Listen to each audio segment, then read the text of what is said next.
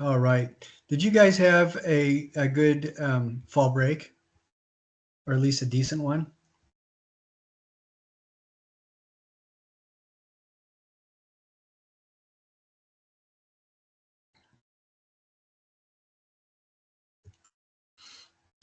It looks like nobody got arrested, so that's a good thing. I appreciate that. Not like it's, I don't know. People in art classes generally are not, art history classes generally are not going to be that part of the population anyway, so I don't know why it's ever a concern. But I'm glad everybody made it back safely. You want to hear some arrest drama that happened over the weekend since you brought it up? Was it with somebody that you know?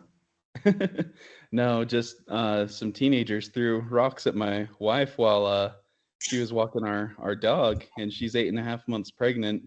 So Oh, this kid got geez. arrested. I got a call about that today. So that was kind of um, added a little color to the weekend. So Yeah, no kidding. yeah. I I have friends who've gotten arrested for things like breaking into parks and going down the Alpine slide at 2:30 in the morning. And that's the level of criminal activity that I can live with.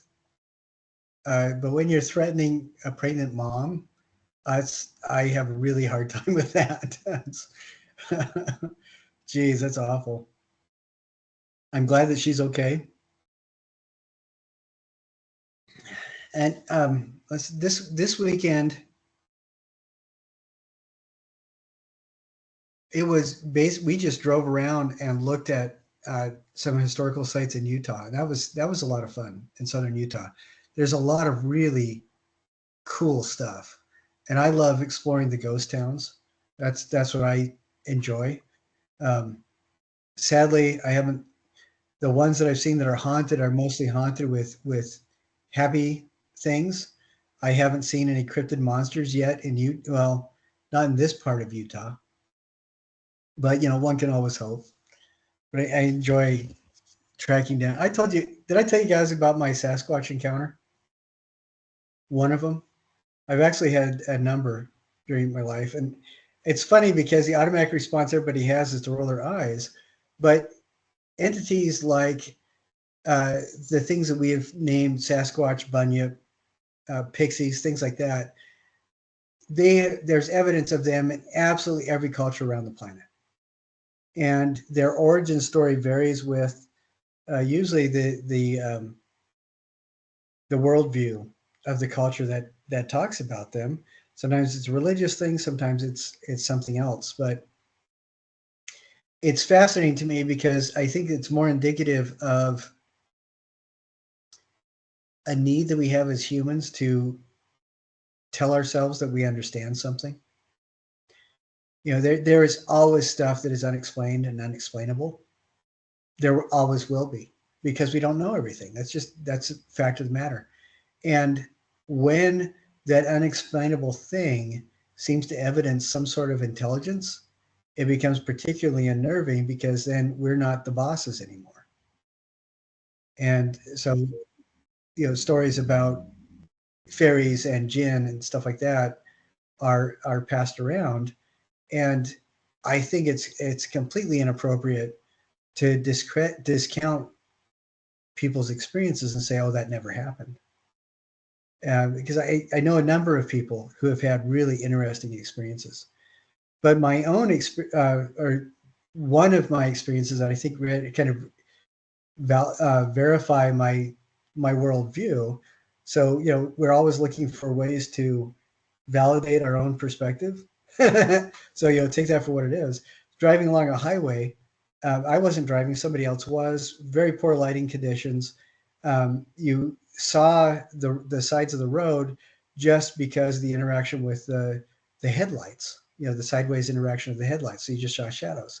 Looking ahead, about 3/4 of a mile to a mile ahead, saw a perfect silhouette of an 8-foot tall Sasquatch standing there looking at the road on the right hand side. And my first reaction was, "Holy, uh, you know, expletive."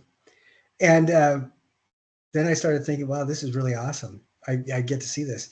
And I had, full body shivers and everything. I could feel my adrenaline kicking in as I'm sitting there watching. And I just determined that I'm going to keep seeing this until I can determine and figure out what it is. We get closer and closer, and there's constant light shifting. So it's not a trick of the light because this object stayed there. And it was very obvious to me what it was. It wasn't something that could be something. It was obvious what it was. And then you know how far apart reflectors are on the side of a highway? What is that, 100 yards, something like that? When we were about the distance of a reflector away from this, all of a sudden enough perspective had changed that I could see it was actually three tree stumps at different angles that were pretty weather beaten. And it just so happened that when I looked up a mile back, my eyes happened to focus on exactly the right perspective that lined all three of those tree trunks up. So it had the perfect silhouette. And then it was gone. And I started thinking about that. And I realized when people have unexplainable experiences, there is something, we are forced to confront the fact that we are not the masters of whatever environment we find ourselves in. There is something there that allows us to live because it frankly has better things to do. And that it was interesting because I talked to my sister about it. She's Shoshone. She had some really incredible stories. And but it was an experience that I had where at one moment it was completely supernatural, and then less than 20 seconds later it was completely natural. And it was a very interesting cognitive transition. So when people say that they have experiences, I'm a folklorist, and there is always a part of me that has no doubt that they experienced something. And I think it's rather sad to believe that we live in a binary universe where it's either going to be real or not. It's either going to be explainable or not. I think it's always going to be a mix of lots of different things. And I just think stuff like that is fascinating. Anyway, and I actually met Jeff Meldrum, who is North America's foremost primatologist. And he has gone on record and has been able to demonstrate that there are many areas throughout the United States and Canada and elsewhere in the world that could support a primate 5 times the size of a human being in a large enough population to make it a breedable and a breeding population without ever having to interact with human beings except accidentally, just because of what he knows about the great apes and primates. I'll leave that with you. I don't know what that says. He just said, yes, it's possible. But he doesn't tell people what he actually thinks. I just think it's kind of cool. Anyway, I want to live in a world that's full of magic. That's just where I want to reside.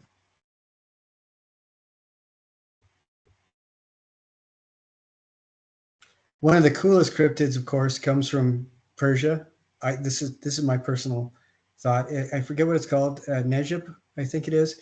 It's a carnivorous deer with hollow horns that when the wind blows or when it whips its head around, it will make an odd whistling sound, and it makes animals go insane and attack each other, and then it goes and eats the carcasses.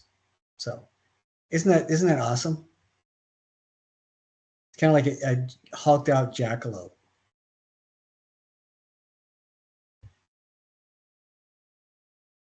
I want to share this with you, and this ties in to what we're talking about today.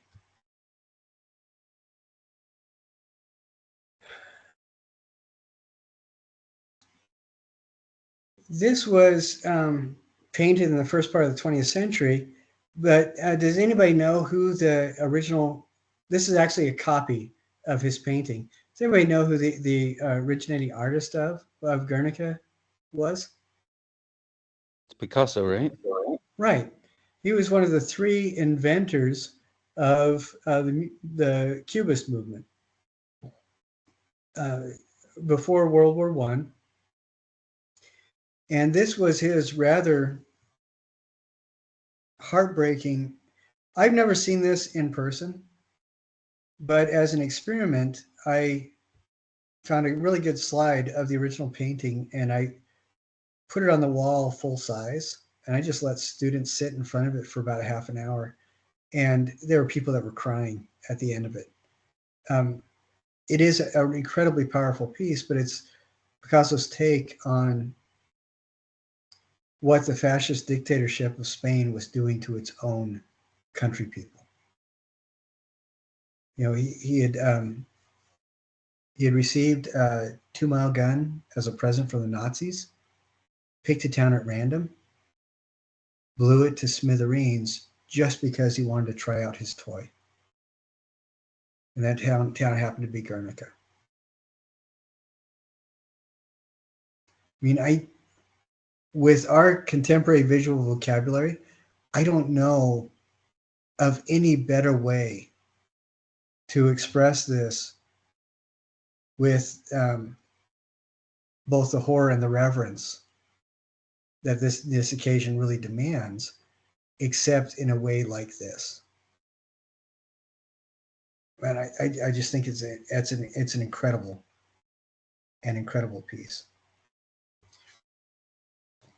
So when we're talking about the early 20th century, there is something very specific that has happened between about 1820 and when that painting was done. And that painting really opens the door to how we view abstraction today, pretty much. And what are some of those changes that have happened in, and we're talking about essentially Europe and Americas. That's what we're focusing on quite a bit. Not to say that art didn't happen elsewhere around the world. Of course it did. But because the real money was in these areas, that's what every artist in the world either started moving towards or reacting to, pretty much. You know, this is what informed how we view contemporary society, this kind of artwork. What are some of the things that happened at the end of the Enlightenment to the birth of the automobile era that had an impact on artistic expression?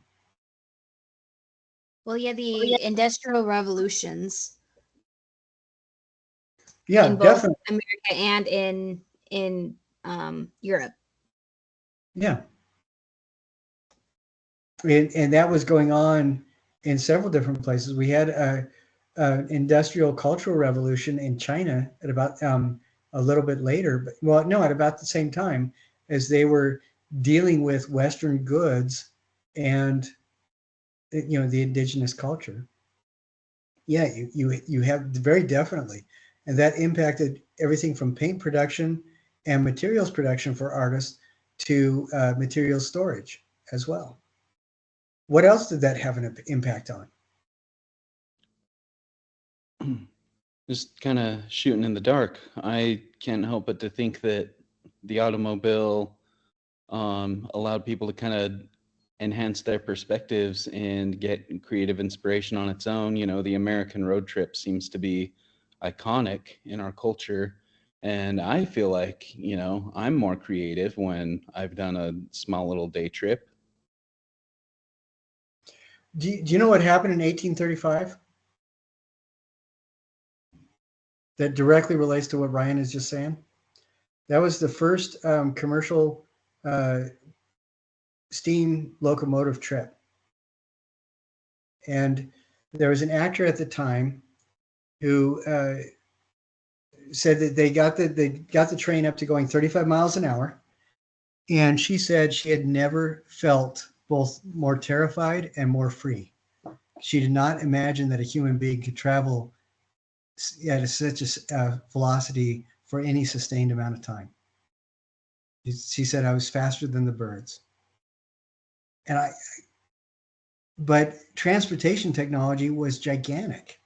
I mean, before this, 200 years ago or 300 years ago, you would be taking your life in your own hands and be gone for months if you wanted to go and see like South America, or you wanted to go see different countries and stuff like that. Traveling was a real challenge, and with things like locomotive, with things like the steamships and things like that,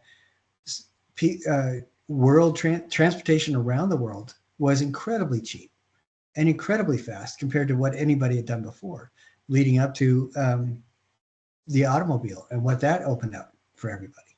So yes, definitely. How about you, America? What other things do you see that is there anything else that you see that may have contributed to the dramatic change in art from the end of the Enlightenment to the early 1900s?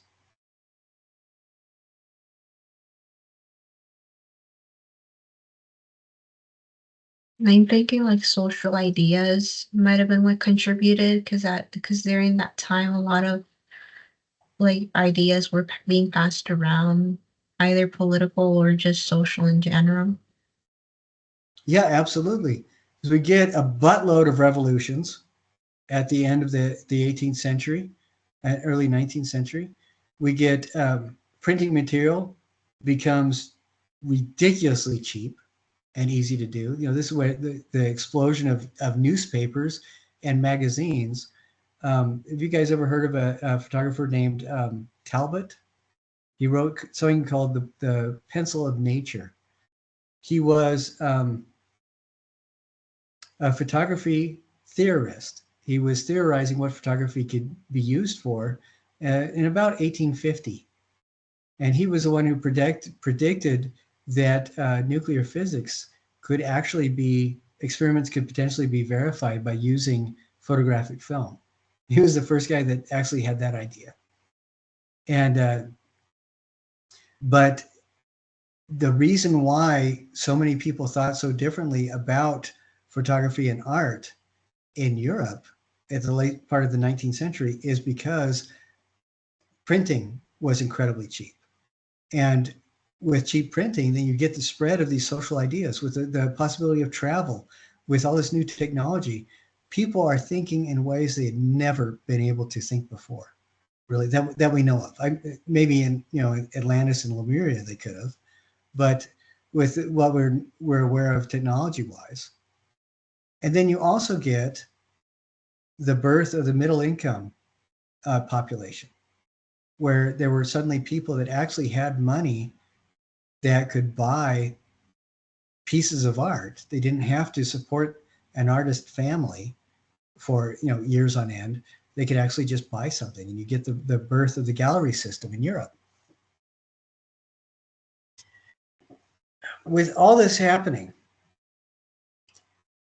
what's interesting to me is that before about 1870, we still get, even though artists in 1820 and onward are starting to do their own thing, picking their own ideas, where we talk about romanticism and realism, artists being able to actually paint a painting of three homeless ladies working in a field, or somebody smashing rocks, or a donkey crapping on a path, stuff that nobody would have painted 100 years earlier.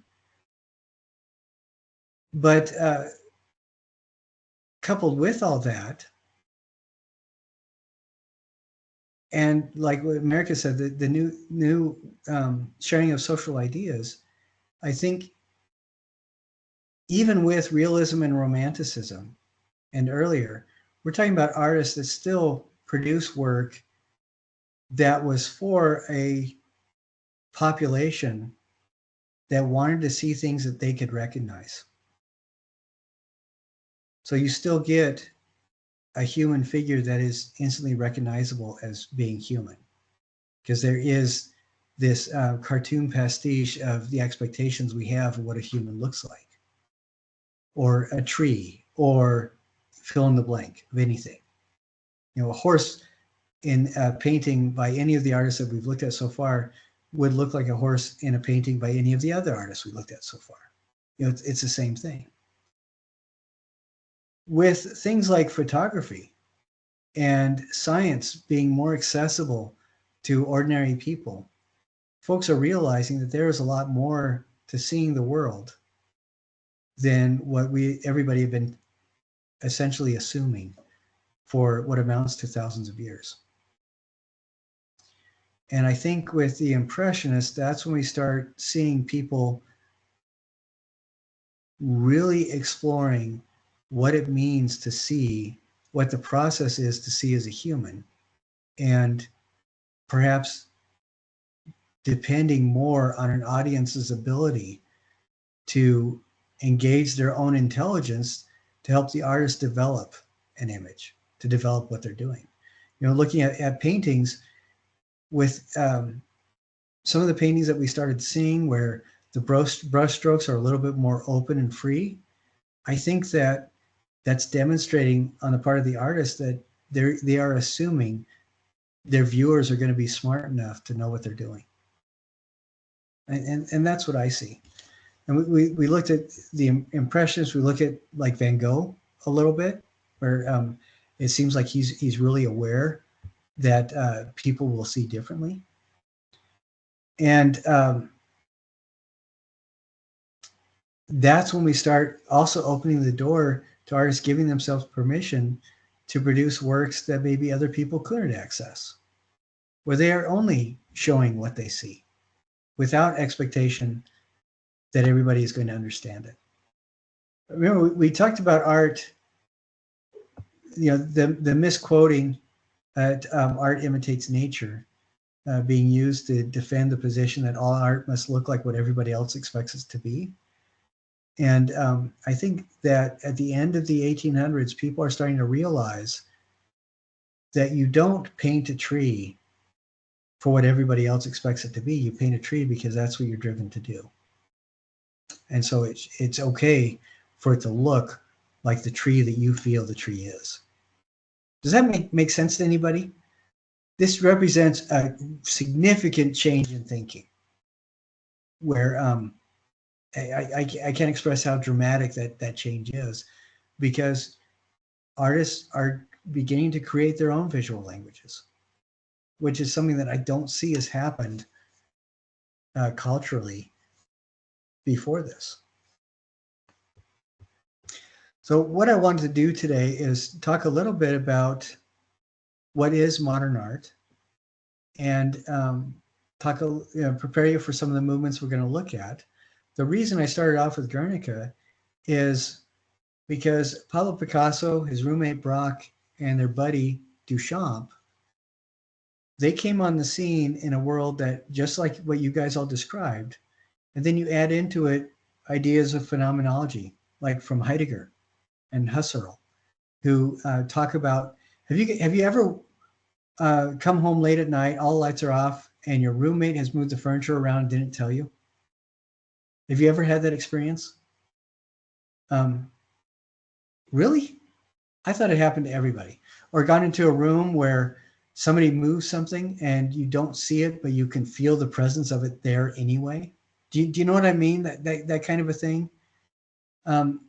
That idea where the memory of the placement of the object is so solid that our body can almost tell where it was, is evidence of phenomenological thinking, where we react to the phenomena that happens around us, not just what we think about what happens around us.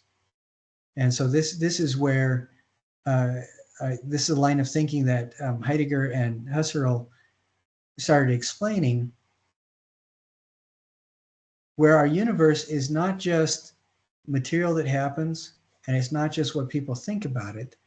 It also starts encompassing ideas like how we react to other people's perspectives, how our own perspectives start engaging a change in our physical world. This is where the thinking starts being generated that leads to connections between stress and ulcers. And that may seem kind of like a leap, but the reason why people get ulcers from stress is because they start creating imaginary environments in their own minds that are so powerful, their body responds to that by creating a physical problem to mirror their mental distress. Do you see that? Which is a direct verification or vindication of that idea, of that phenomenological idea, that we as human beings have the power to create things in our imagination, our mind, that our bodies will respond to as if they are physically real. And this opens the door for psychoanalysis and all sorts of other things to be explained. And so what these three men, the three creators of Cubism, were thinking about was a changing understanding of physics, a changing understanding of multiple perspectives, changing understanding of time. New theories about time and relativity were starting to emerge. Ideas of moral relativity. If it's wrong for you to do it in this culture, it's not necessarily wrong for you to do it in that culture. A good example of this would be in STEM student communities. It is considered completely inappropriate for you to submit a project under your own name that somebody else has helped you with. And in other student communities in the same school, it's completely appropriate for students within that culture to help each other with the student work. That's just because, and it's in one stance, it may be morally wrong because of how it fits into a particular segment of culture. And in the other stance, it's completely morally expected and appropriate, even though it's the same activity that was wrong over there. So these ideas of moral relativism and ideas of simultaneous dichotomies of meaning, where the same thing can mean completely different things from people with different perspectives. Another person who championed that idea was Ryan, who's the guy who invented Sherlock Holmes? Oh boy, it's on the tip of my tongue. Conan Doyle. Yeah, Conan Doyle was the one that really championed this idea of moral relativism, with the idea that criminality can be completely justified by the criminal, even though it's completely wrong for the society. And he delves in that with some of the Sherlock Holmes stories, which I think is really fascinating. So Cubism isn't just let's do something new and different. It is a way to kind of express this idea of multiple timescapes, multiple perspectives, and multiple worldviews all in the same painting. And we touched on that a little bit last week. And as we look at this stuff, there is going to be some material that will make you probably want to vomit. I hope not, but it might. The reality is, whenever we look at any of these art movements, these art styles, the artists felt that there was a justification for the way that they were doing what they were doing. And if we can at least appreciate their perspective, at the very least, it helps the art to be less nauseating. And ideally, it helps us to respect and value at least their efforts in what they were doing. So does that make sense where I want to go? I'm not going to convert you guys to abstract expressionism and cubism and stuff like that. What I want to do is provide an environment where you can see that there is a rationale for whatever the movement or style is. And then we can sometimes explore that rationale as well. So I want to watch a video really quick here. And I apologize to the folks at home watching if YouTube kicks us out or kicks this segment out because of whatever reason. This is in the section Early 20th Century and How Art Changed. And this is going to be talking about modern, postmodern, and contemporary, these terms, which seem like they should all mean about the same. And I hear my dog barking in the backyard. What I want to do is we're going to start watching this. I'm going to go let the dog in, and then I'll come back, and at the end of the video, we'll talk about it. Have you ever wondered what modern art really means? Modern art has challenged traditional art forms and brought us some of the most innovative and inspiring artworks. In this video, we'll explore the definition of modern art and provide a guide to the major art movements within modern art. At the end of this video, you will have a better understanding of what modern art is and how it has shaped the art world. Before we get started, don't forget to subscribe to our channel. Modern art is defined as artworks produced between the 1860s to the 1970s. The birth of modernism and modern art can be traced to the Industrial Revolution. Modern art movement has lasted longer than any art movement. The beginnings of modern painting cannot be clearly demarcated, but there is general agreement that it started in the 19th century in France. Modern artists experimented with new ways of seeing and with fresh ideas about the nature of materials and functions of art. The term is usually associated with art in which the traditions of the past have been thrown aside in a spirit of experimentation. A tendency toward abstraction is characteristic of much of modern art. They challenged the idea that art must represent the world in reality, experimenting with expressive use of color, new techniques and non-traditional materials that are now considered the symbol of modern art. From about the 1890s on, a succession of varied movements and styles arose that are the core of modern art and that represent one of the high points of Western visual culture. These major modern art movements include Impressionism, Fauvism, Expressionism, Futurism, Cubism, Dada and Surrealism.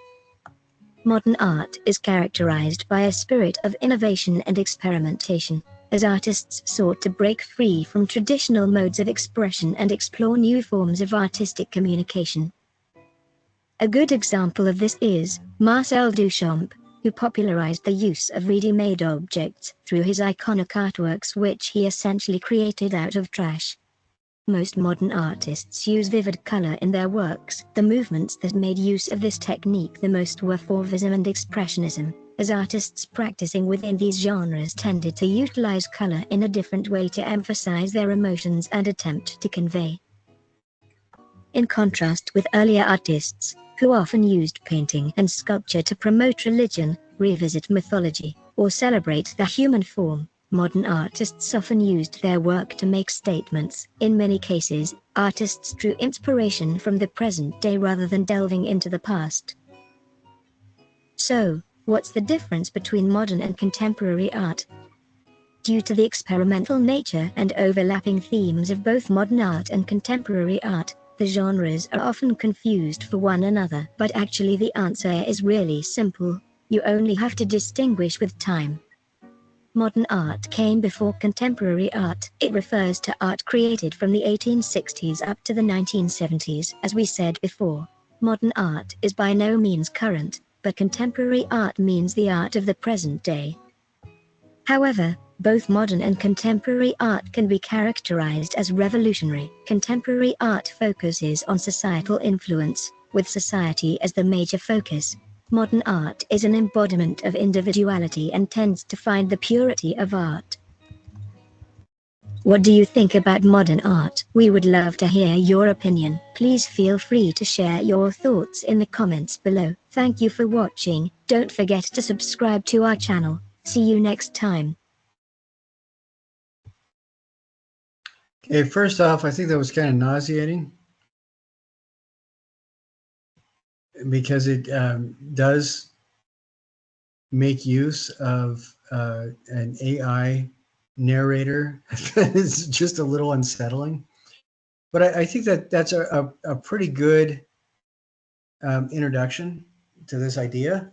And I used an AI narrator just because I thought it was kind of funny to throw that in. When we think of modern, postmodern, and contemporary, postmodern seems like a confusing term, and contemporary should be synonymous with modern. But when we're talking about art history, generally modern is going to relate to the artwork where artists are starting to shift away from the idea that they have to depict what everybody's expecting. and to get to a point, it's not necessarily throwing away traditions of the past, it's just exploring essentially self-determinism. And then, and that is generally going to be from that stuff that we saw with the realism, where you start getting really loose brushstrokes and everything through Impressionism and forward. So we're talking about middle of the 1800s, so about 1840, 1850, to about 1950. And in 1950, the reason why that date is kind of suggested is because with World War II, people were still very much relating to these ideas of that expectation that artists are responding to, conversing with, or reacting to the idea that everybody's expecting them to be realistic, or to share everybody's expectations. And after World War II, this is when people start thinking about ideas like, why do we even have to react to that? The difference is, like you saw in Guernica, Picasso still created things that had reference to the human form and recognizable animals. You could still see a human face here, a human nose there. You can still see a hand. After the 1950s, that's when people start really focusing on ideas of just sheer design and really actively engaging definitions of what makes art. And there's a lot of bleed over, because Marcel Duchamp started doing that many years earlier, and the Dadaists were doing that many years earlier, but that is generally the cloud of time. And so modern goes from mid 1800s to mid 1900s, and then postmodern is everything after mid 1900s. Another person said that the biggest difference was you still have a relation, the artist still has a relation or responsibility to content before postmodernism, and after postmodernism, they don't really feel a responsibility to content, which means you're going to get a lot of artists after the 1950s who will scowl at people when they ask what their stuff means. Well, it doesn't have to mean anything. That's when that idea really starts coming into the fore. And before that, that's when you get, the brooding artist that is just so sad because nobody gets what they're trying to say, which that's kind of nonsense anyway. But and then contemporary, it loosely means, so we're still in the postmodern era, because this is after modern art. And when did modern art as a movement end, roughly? 1970s. Yeah, the mid 1900s. And then contemporary art is that aspect of postmodern art that is within the lifetime of the observer. And for the purposes of this class, I'm just calling it at 1980 and forward. So, generally that's going to be what it is. And what is really irritating to me and remains irritating to me is that there isn't a central governing body that everybody turns to who collectively decides, November 11th of 1847 is when the modern era began, and January 17th of 1962 is when the modern era ended and postmodernism began. Nobody actually says that. There's a lot of overlapping. And it's interesting things because this refers to what generally the art market itself is responding to, not art around the world, not what everybody, normal people like us, I say us normal people like you, because I dropped on my head way too many times growing up to be considered normal. But you know, what do you consider art? That's not what these are referencing. What they're referencing is generally the art market as defined within the realm of what people are discussing in the air quote art world, and what people are writing about in the air quote art world. The gallery system. You know, the galleries that are designed to sell art to the middle income, fortunate with the income to pay for it. I know that can be really cloudy, murky, and a bit confusing, and that's fine.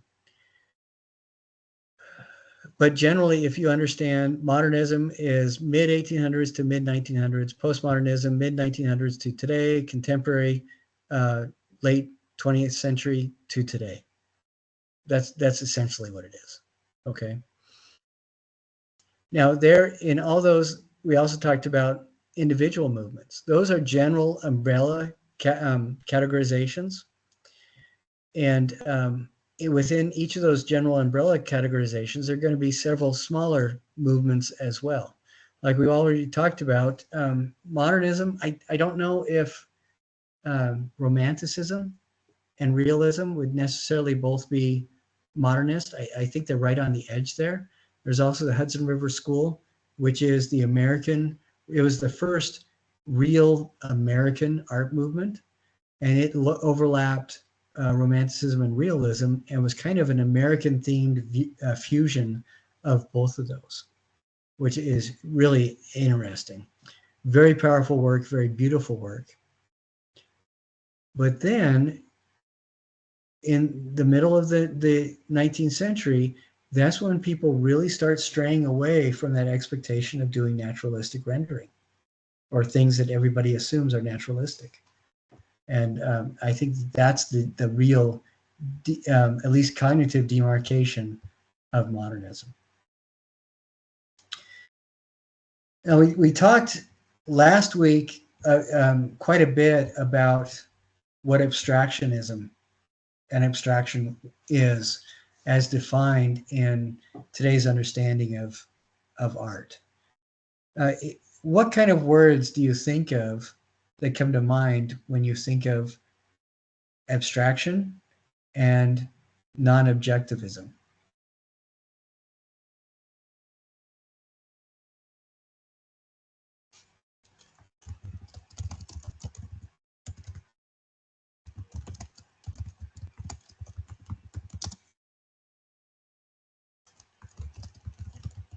Geometric shapes. That's good. What else?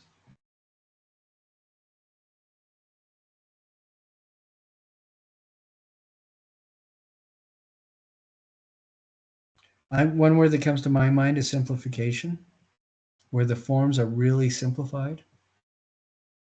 Another thing for non-objectivism, I'm thinking symbols, like letters, and like that kanji that we saw, except that particular case, that kanji is based on an abstraction or simplification of a tree. But there are ideoglyphs that are just don't have any relationship to the natural world or to the perceptible world. I think some of the things that abstraction opens up is the possibility to express emotions,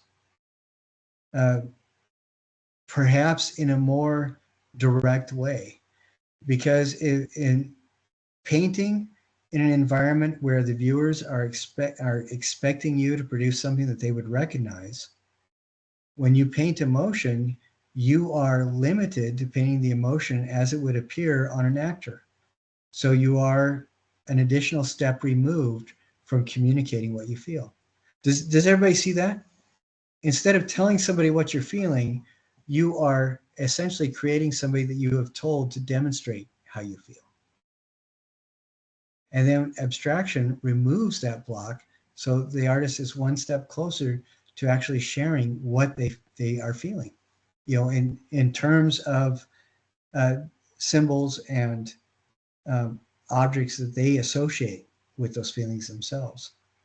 I think that's really important. And I am going over this quite a bit just because these are really important ideas. Do you guys remember we mentioned a little bit about Hilma af Klint? She is the woman who pretty much defined contemporary understanding of abstraction. She's the one who did this. I think I showed you this image last week. We're talking about abstraction and non-objectivism.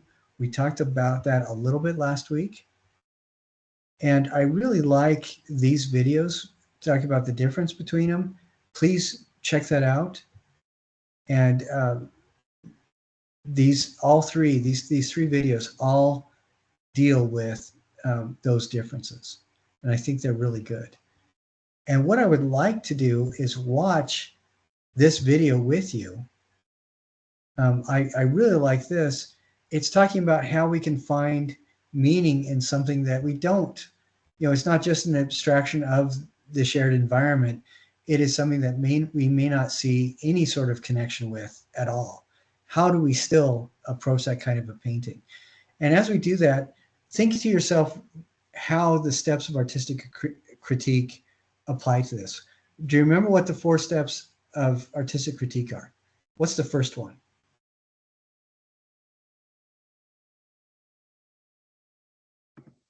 Describe. Describe. Excellent. Where you're sharing your observations about how the thing impacts the shared world. What is the second step?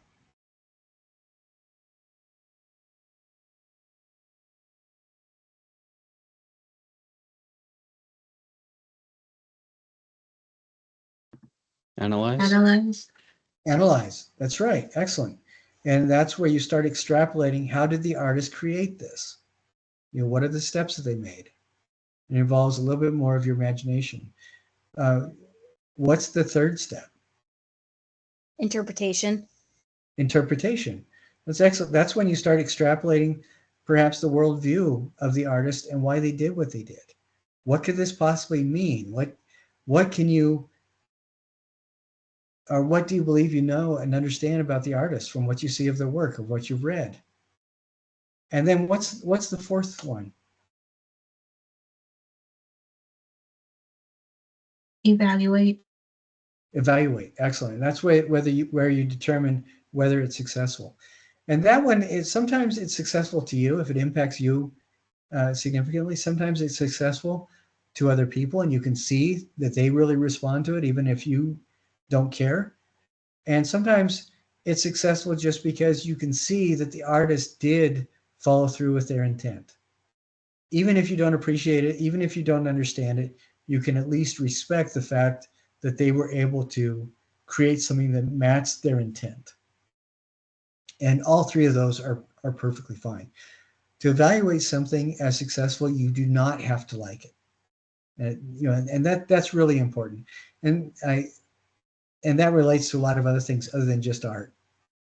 I am not an art evangelist in all cases, and I do not need you to enjoy the same things I do. I think that would make the world so boring.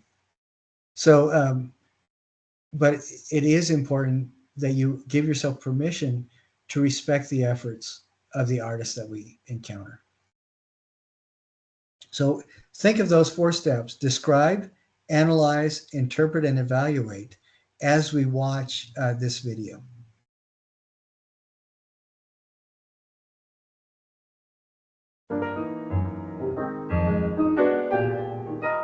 We're in the galleries of the Art Institute of Chicago, and we're looking at a large painting. It's brilliantly colored, and it's abstract. We wanted to spend a little time just looking. And we want to think about ways in which those of us who maybe don't encounter abstraction on a regular basis can find entry points. Abstraction can seem difficult. It's easy to dismiss quickly, and it really does take a little bit of our commitment to make sense of it.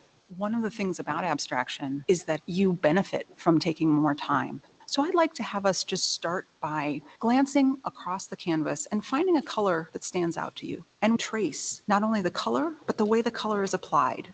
I'm looking at this beautiful bright blue. You see traces of it in the top third of the canvas, but then you see more in the central area, and none of those lines are straight. They seem like signatures. They turn and reverse on themselves. And while some of that blue exists on the surface, some of it seems underneath. And all of a sudden, I'm aware of a kind of space. Suddenly, this canvas doesn't feel flat to me. There are places where I feel I couldn't even begin to get in between the brushstrokes. They're so ensnarled with one another. And then there are places which seem to open up as if they expand back into space. The denser central passages feel activated to me. The word I would use is energy. There seems to be a colliding of color and stroke and tone. I'm really drawn to the pink, which is largely underneath those blues that you noticed. There's a section of the pink that almost seems to reveal the linen. And then I start to look for that same feature elsewhere, and I see it in other spots as well, with aqua or blue or yellow.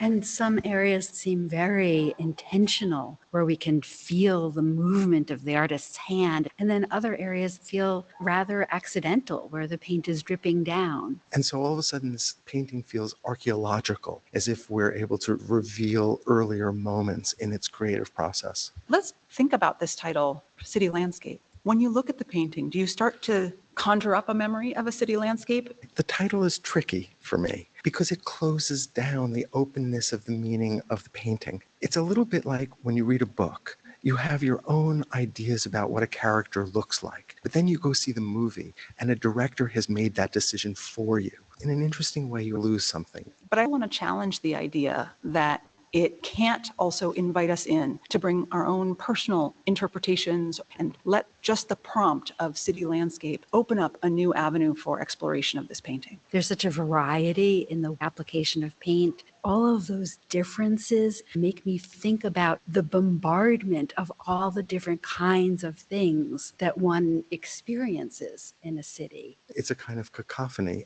There are different questions that this painting poses for us. One of them is, how do we engage with abstraction? How do we understand it in the larger context of abstract expressionism? Joan Mitchell, although she comes from Chicago, goes to New York, eventually to Paris, and has lived through the Second World War and is spending time with abstract expressionists. She is throwing off the yoke of representation that had ruled painting for centuries. And there was a tremendous assertion of freedom, of exploration that existed at this historical moment. For me, it's enormously pleasurable to stand and just look at the paint and to imagine the brushstrokes and to indulge in the oranges and the yellows and the blues and the pinks and the magentas and all the different kinds of grays and creams that we see. But it's also just as interesting to think about why abstraction emerged in the United States after World War II. What did it mean at that moment? And those are questions that are really interesting to consider. And I think it can be useful when you look at abstract painting to think about music without words. In a sense, what an abstract painting is asking us to do is to be satisfied with composition, color, brushwork, tonalities, the way that we're satisfied with notes and rhythms and harmonies in music. Music doesn't always need words, and painting doesn't always need to represent something. It can simply sometimes just be itself.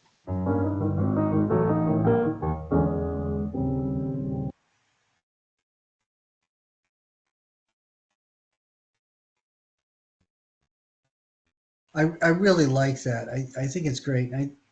We did look at all these things last week. And we looked at that quite a bit. And I wanted to kind of explore some of these movements that started happening and share this with you. And I think that looking at these, please, when you do get a chance, go through and watch all these videos. We're only going to see some of them. I don't think we have time to see all of them, but I do want to do enough that I introduce you to some of these movements. Now, what is interesting about movements before this? I've talked a little bit about Impressionism. We've talked a little bit about Impressionism. There's other movements like Fauvism. And these are things where people are exploring ideas of brushstrokes and color. The reason why Fauvism was given its name is the first time an art critic encountered a painting where the person was painted blue and the table was painted red and the colors were just garish and a little bit uncomfortable, the art critic said it looked like a beast had made it. And the word for beast that he used was fauve. And that's where that term came from. With Impressionism, this is when people were using strokes of color and spots of color, dashes of color, where you back up and you blur your eyes, and that's when it comes into focus and you can see it as a recognizable image or subject matter. And the reason it's called Impressionism is that it was painted specifically to give you an impression. And then Expressionism is when the artist is quite a bit more in your face about it. There's a lot more energy to it. You look at Van Gogh's early work that was Impressionist, it's very smooth, it's very gentle. And then his later work that is really dynamic is almost confrontational. Now I want to show, this isn't in the lesson itself, and I don't know if YouTube will actually let me keep it in the lesson. So I will provide a link to it. And this is, let's see.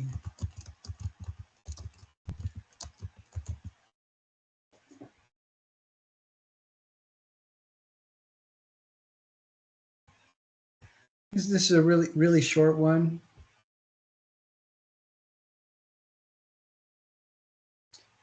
And as soon as I tee it up, I'll share it with you. And then, like I said, I will put it in the attendance link because I'm pretty sure YouTube will not. Who's familiar with Doctor Who? Doctor Who is a recurring British TV character who goes around the galaxy in a time machine and solves a lot of problems. Started in the early 60s. And generally, the level of fandom to Doctor Who is indirectly proportional to your set of social skills. So I am a huge fan, which means that I do not get along with normal people. Jenny, is that pretty fair to say? Yeah. Are you going to show the clip where they bring Van Gogh to the modern museum and he sees his own paintings? Yeah. Is that yeah. clip? Okay. Yeah, I love that clip. And I love it for a couple reasons. One is it's a good introduction to who Van Gogh is and why he's important. And it also kind of shares why this is called Expressionism. All right, so let's watch that. I'm glad, Jenny, you know that. So again, if this has to be edited out of the YouTube presentation for this class, I will include this clip at in the attendance thing, so you can watch it as well.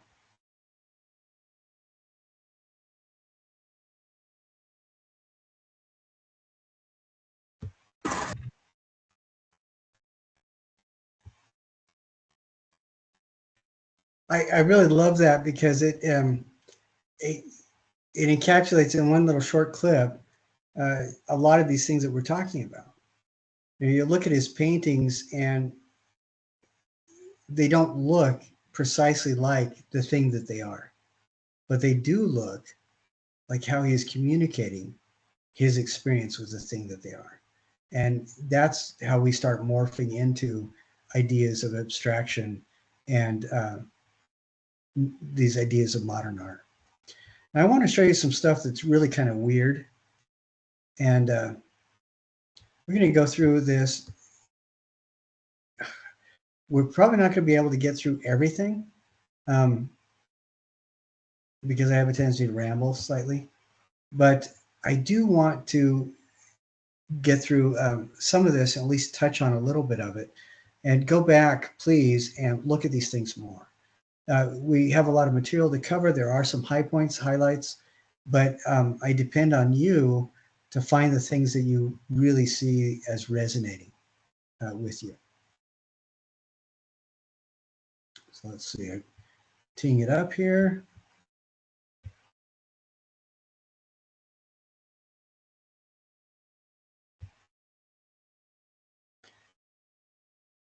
Okay, we're talking about Cubism, Dada, and Surrealism. This was an actual exhibit. It was the first Dada exhibit in 1920. And there's a mannequin dressed as a policeman, suspended from the ceiling. This is the first time that people use large-scale collages as finished artworks. The Cubists had been experimenting with collages as textural elements in texture paintings. And this is the Dadaists were the first ones credited with using collage as its own medium, which I think is really interesting. They did a lot of different things involving poetry and stuff like that. Very interesting. But the way that we'll go at this is we'll start with Cubism. We'll talk about Italian Futurism, which is directly related to Cubism, Dada, and then Surrealism. And then go on to the next one. So some of these we'll talk about fairly quickly. But Cubism, and I try to get these so that when they first start showing up, it's relatively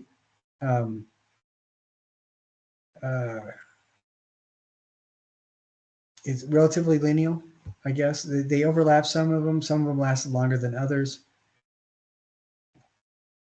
At the late part of the 19th century, early 20th century, this is when you start getting some fantastic world fairs that really demonstrate how people are applying the same scientific achievements that have been realized through the lessons learned from the Industrial Revolution.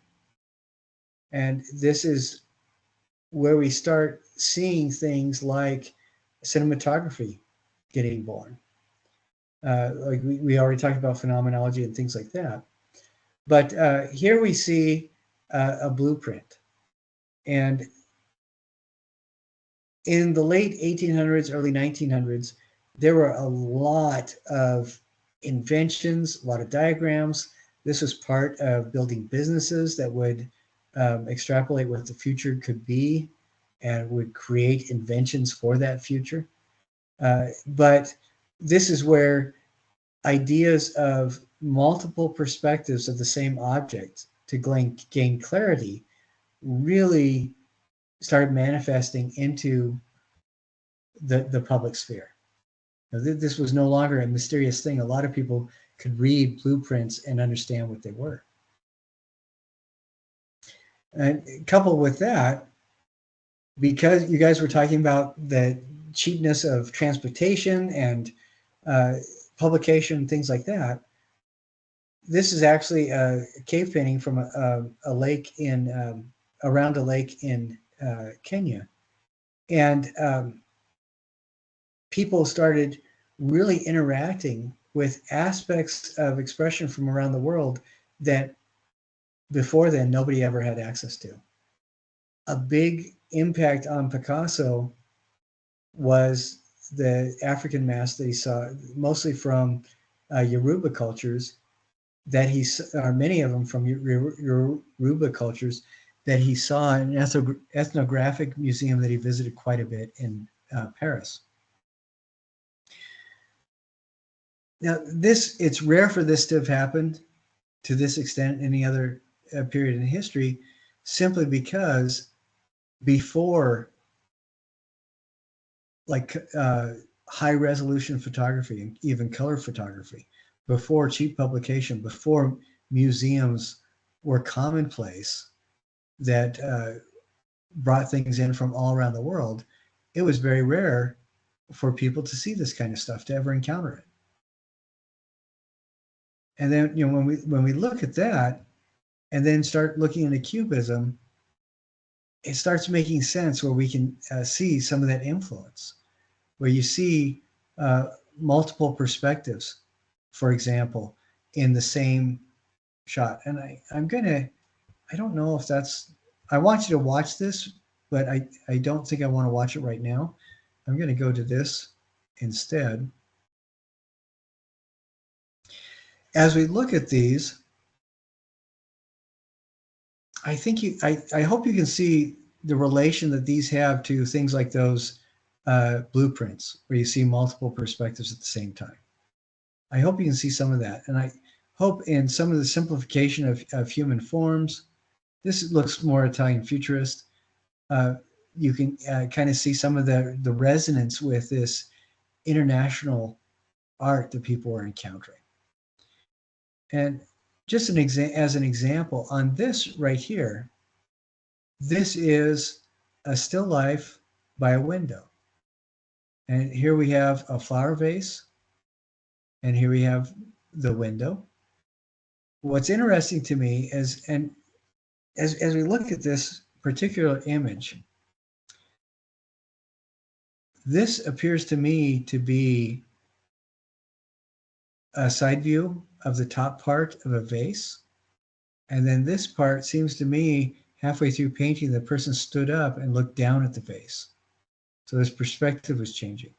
And this seems to me to be the person standing a little bit away from it and squatting perhaps. So it's the same vase, but they're painting it from three very different perspectives.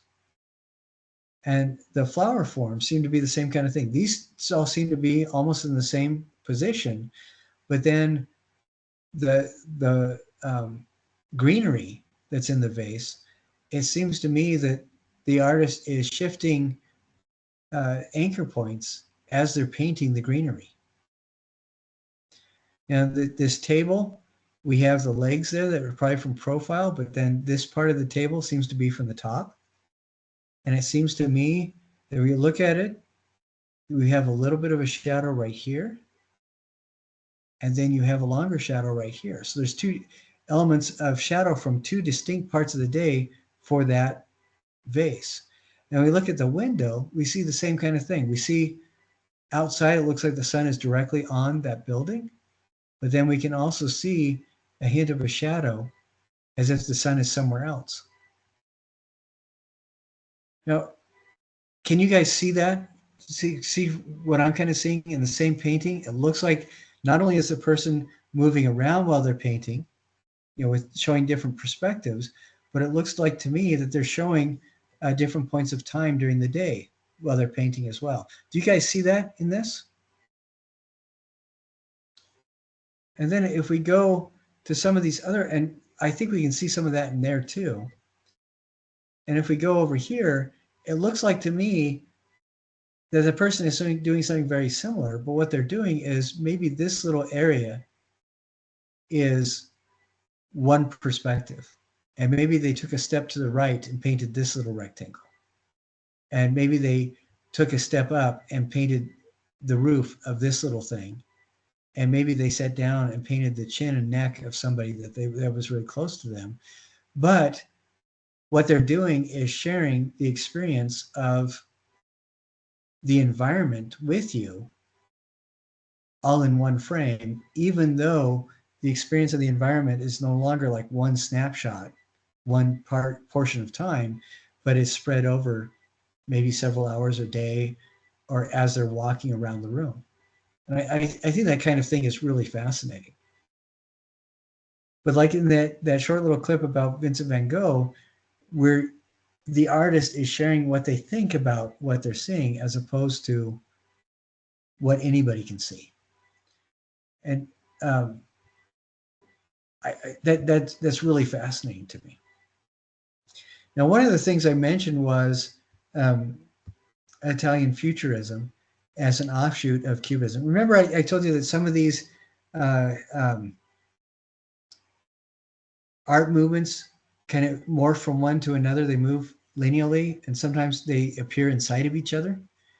Italian Futurism is an example of an art movement that appeared inside of another one. And Italian Futurism appeared inside of Cubism. And if we look at this particular painting right here, this looks to me like Italian Futurism as opposed to Cubism. And it takes a little while, but after a while you can start getting a sense of what the difference is. This theme is a still life. This theme is a still life. This theme is a still life. This theme is a still life. The Cubism generally, and then there's also going to be portraits. If there's landscapes, there are experiences with landscapes. But Cubism is generally going to be sharing experiences or observations about the world.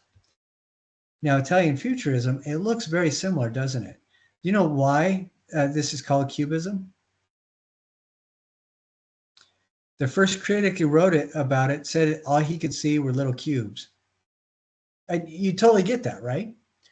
But with Italian Futurism, the difference is instead of sharing with you experiences, the Italian Futurists wanted everybody who thought differently than them to die, and they were going to bring the world into a new age violently without any connection to the past. And Cubism was a convenient language to work with that. Why don't we hear a lot about this? Why is it within this? Cubism is still going on a little bit, but it lasted for at least 70 years. Italian Futurism lasted for about 5, 6, 7 years, because all the Italian Futurists went off to join Mussolini, not Mussolini, but the Italian fascists in World War I, and they all got killed. So it did not last very long. But it was directly, and that is directly related to because of their motivation behind their art movement, the violent destruction of the past. And this is a particularly important video for you to watch. It's only a couple minutes.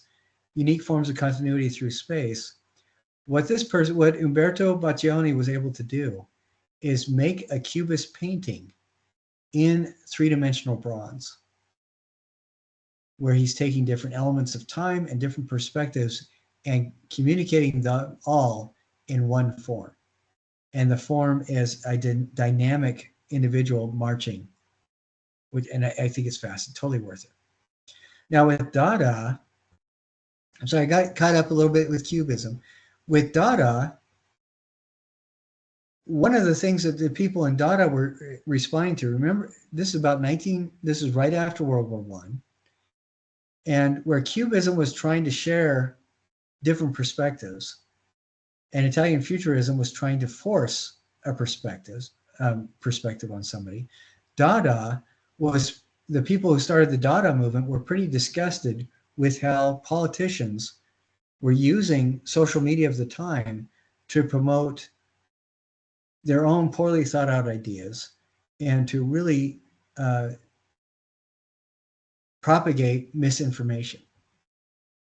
And this is at a time in Germany's history after World War I, where the governmental leaders allowed insurrections to occur, where people were violently shooting at each other, just like essentially gang warfare in the streets, because that would decrease the population of people that they were responsible for.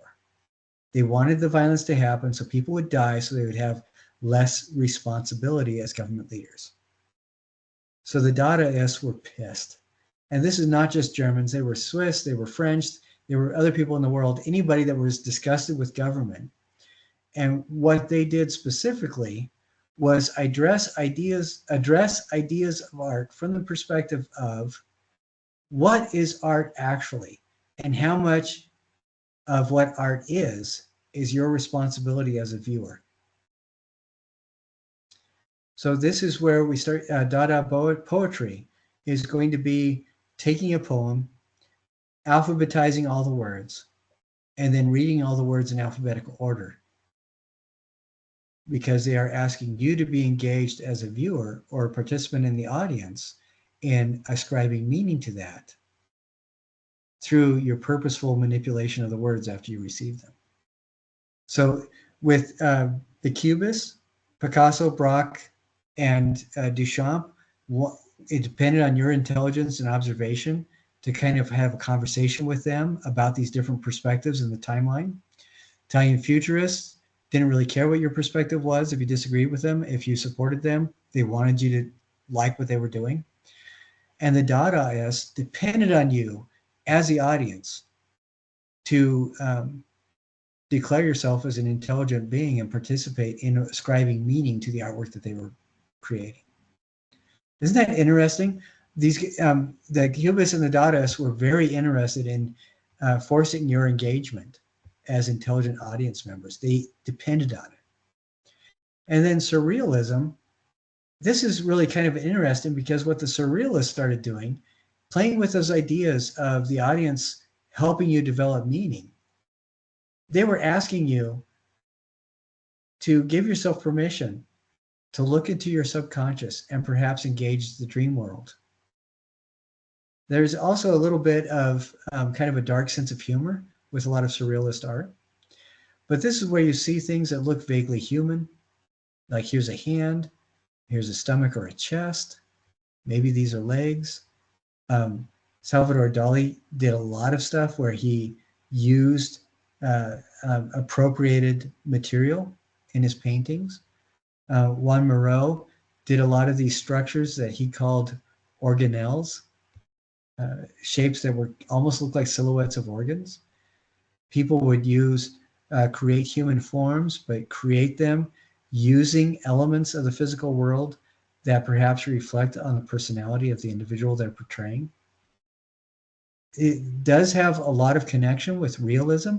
This looks like a recognizable human being. It looks like a recognizable hobby horse, but they're engaging symbols from dream worlds that perhaps we can all be familiar with. Impossible landscapes that feel like they're coming from your subconscious mind. And again, it's they're asking you to be engaged as an audience member with the development of meaning and validity of the art itself. So very much definitely look at those videos and watch them. I tried really hard to make sure that none of them were longer than about 5 minutes, but it is definitely worth it. And then we only have a few minutes left, and I want to introduce you to another set of artists that I would really like you to go through and look at.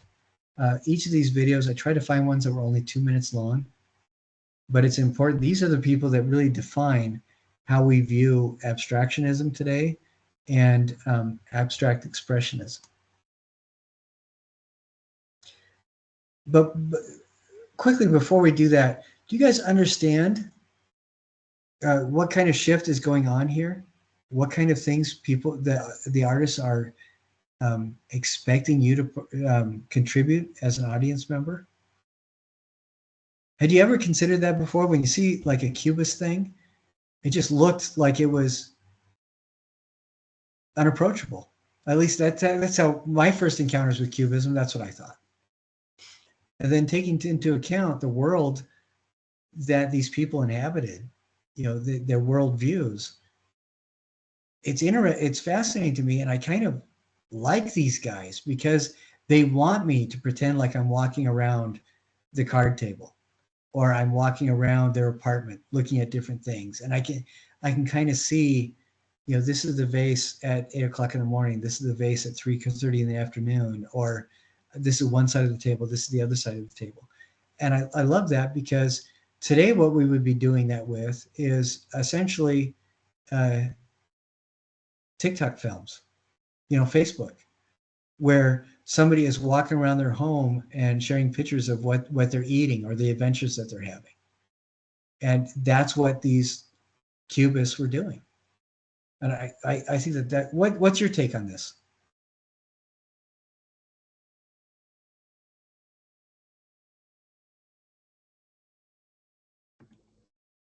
Something that kind of popped into my mind is that the Cubists seem, well, one of the critiques that I get about, what we would maybe call modern art is that it doesn't take a lot of skill, that anybody can splash painting onto a canvas and call it art. And like, it seems like the Cubists are definitely trying something new that maybe a lot of people wouldn't understand, but there is a lot of talent within it. It seems like you can't argue that. Like, if you hate modern art and you don't like Cubism either, you can't say that Cubism doesn't involve talent. It's a very targeted, focused expression of energy. I think there's a lot of thought that goes into it. I think one of the problems that we have, and I'm sorry, I'm going to just bypass the rest of this module. Please watch those videos. There's several different videos. Watch the first one with Steve Martin, and then look at all the articles and those articles that I try to link to are mostly pictures. So hopefully that will be enjoyable for you. But think about that, and we'll talk about them next week a little bit. But I think that this is a really important discussion. In the 1950s, there was an art critic who said, if you can't get it in the moment that you look at it, it's not worth it. It's not art. I think that is horribly detrimental to not just the artists themselves who are creating, but also to us as we engage with the art. And I think it ties directly in with what Ryan is saying, because when you look at it first, it's our knee-jerk reaction is to dismiss something that we don't readily understand. And the problem with that is, as human beings, we are designed to immediately understand only those things that will impact our immediate well-being. Anything else we're designed to think about. So, in emergency situations, you are focused on avoiding the car coming right towards you or getting rid of the spider, whatever it is. But for anything else, we are designed with brains that are created to engage ideas. And so I think it's completely worthwhile not to spend a second or two with a piece of art, but to actually engage with it for a bit, to follow color through, get an idea of maybe what the person is trying to do and how much they expect you to contribute to the meaning of what they're creating. I think all of that is incredibly important. And I appreciate, Ryan, you saying that, because this stuff is really easy to dismiss. But I think that having those tools of artistic critique, you can engage with it long enough to at least get past your initial nausea. And like Ryan said, starting to appreciate the professionalism and skill of whoever made it.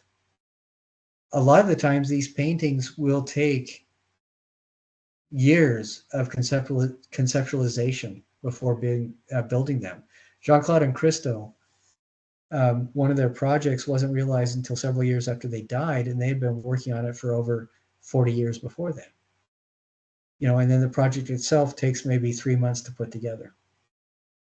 Some of these paintings may have been poured or created over the series of days after the artist developed a lifetime or spent a lifetime getting to the point where they could actually do it.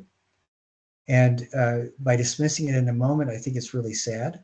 But by engaging at least a few moments to look at it, and at least I would recommend at least 5 minutes. Then if you can't find anything that you can connect with in 5 minutes, that's fine. You've put in the effort. 5 minutes is the adventure bite for art.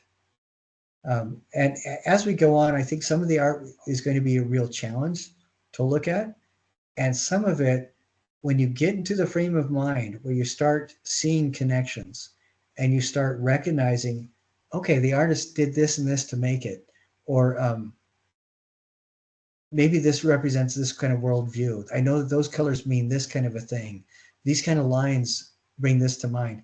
When you start engaging yourself with that, you start developing a conversation with the artist, and then it somehow becomes a two-way conversation, and becomes a lot more palatable to continue. So please keep that in mind as we move forward. I know that there are going to be things that will offend somebody. One thing that is interesting to me about this campus community that I have not seen very often in other communities I participated within is that you have a propensity as students not to be easily offended. And that is what you need. When you are exploring art and with the intent to actually get something out of it, you cannot afford to be easily offended. Put your offense sensitivity to the side just long enough to actually, like Ryan was saying, appreciate the work that the person put into it. And then hopefully you can find points of resonance. But definitely on this module, the next portion, there's a video about Steve Martin talking about abstractionism. Definitely watch that. He's not being a comedian, he's being a human being. And then look at the other things that I've got teed up for you. And if you have any questions, we'll talk about it next week and move on from there. And it may be that we'll have to spread out some of the modules a little bit so we have more to talk about. We have more time to talk on them. But before we separate until next week, does anybody have any questions? I don't have a question. I have a comment. One thing that I noticed about at least abstraction was after the wars, it seemed almost like a therapeutic session for these artists to try and make sense of something that really rocked the world, if that makes sense. Oh yeah, I think you've hit on something that is imperative to the understanding and appreciation of this art. That is an excellent observation, because before 1800, art was done as commission, and public engagement. And I think you're absolutely right. A lot of these artists are engaging in art as therapy, not just for themselves, but also for the people around them. And we'll really see that when we start getting into abstract expressionism and looking at some of the work there. Lee Krasner, Jackson Pollock, and Barnett Newman, and a number of others created works where they're all surrounded by the same kind of environment, but they're all dealing with the trauma in their own way. And in those cases, a lot of it was reaction to the trauma around World War II and the Korean War. And that's a way to process for themselves, but people fell in love with their work because they also saw a vocabulary where they could process their own trauma too. And I think that's an excellent observation. Anything else? All right, great. I hope you guys have an absolutely awesome week and weekend, and I look forward to seeing you all next week as well. So thank you.